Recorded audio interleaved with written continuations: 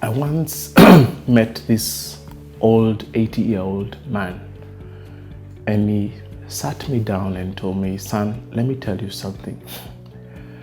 And he went ahead to explain to me that he had come from an extremely poor family background. His family was the true definition of being poor. And that became his motivation, and he worked really, really hard. And finally managed to win a scholarship abroad and become one of the first lawyers in this country. And when he came back home, he took significant risks that paid off quite handsomely.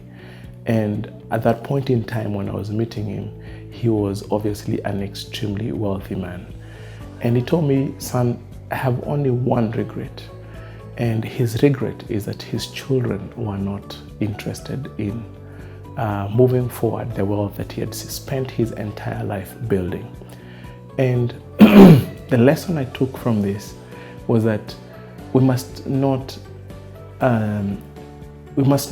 assume that our children will always be interested in assuming the wealth that we have spent so many years to build, or rather the businesses that we have have been vehicles through which we've been able to build significant wealth for ourselves. And there is a need for someone to start planning really, really early to be able to transition that wealth to the next generation or generations that come after them. They say that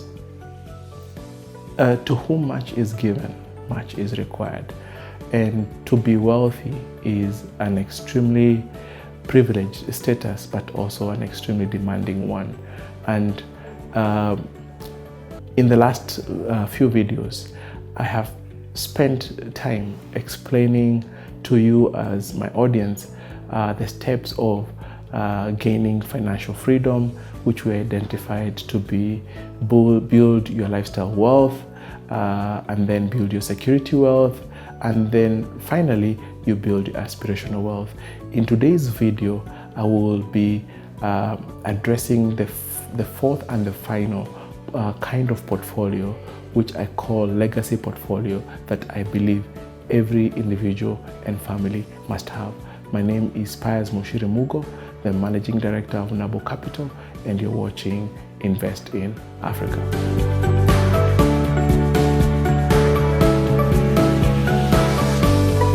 So what is legacy portfolio?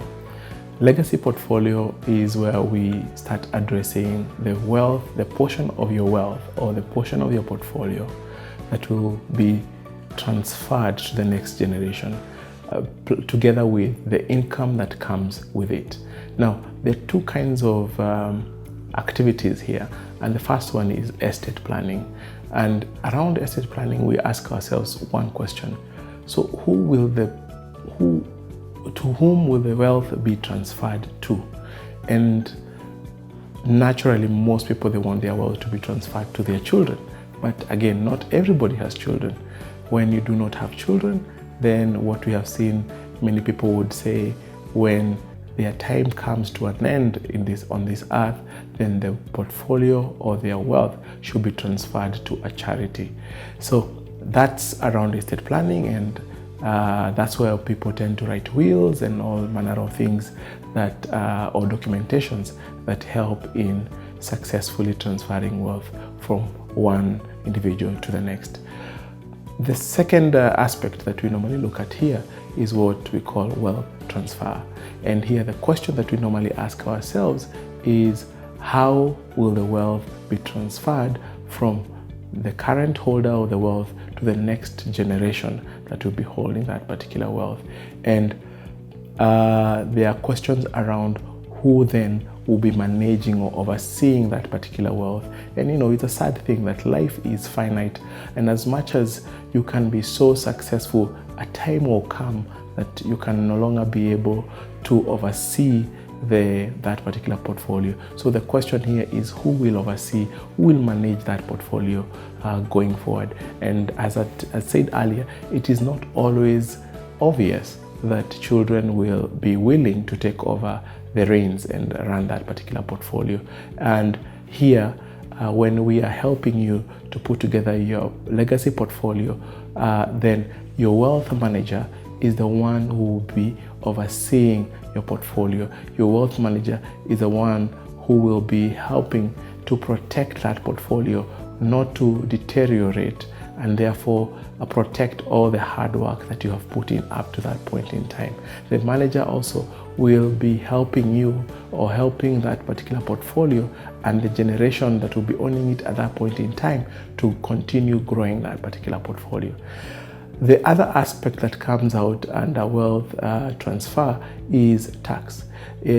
Tax is one of the biggest threats to wealth building, and I don't mean, using illegal means to avoid tax, but how you structure your portfolio, how you hold your portfolio will determine the tax leakages that your portfolio will have to take a hit before it eventually rests on the individual or generation that will be taking over that particular portfolio. So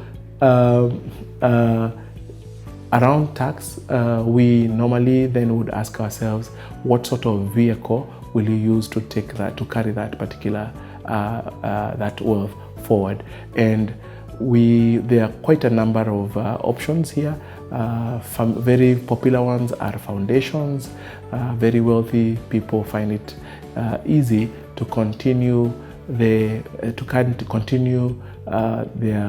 wealth generation upon generation by housing or holding their portfolios in a foundation. There are also others who prefer to hold it in a trust, and a trust has a board and has also a team that we call trustees that oversees the interests that the original owner of that particular portfolio wanted to transcend beyond their own life. So that is what we call legacy portfolio, and legacy portfolio is important for any person who regards themselves as wealthy, because nobody wants their wealth to come to an end with their own lives.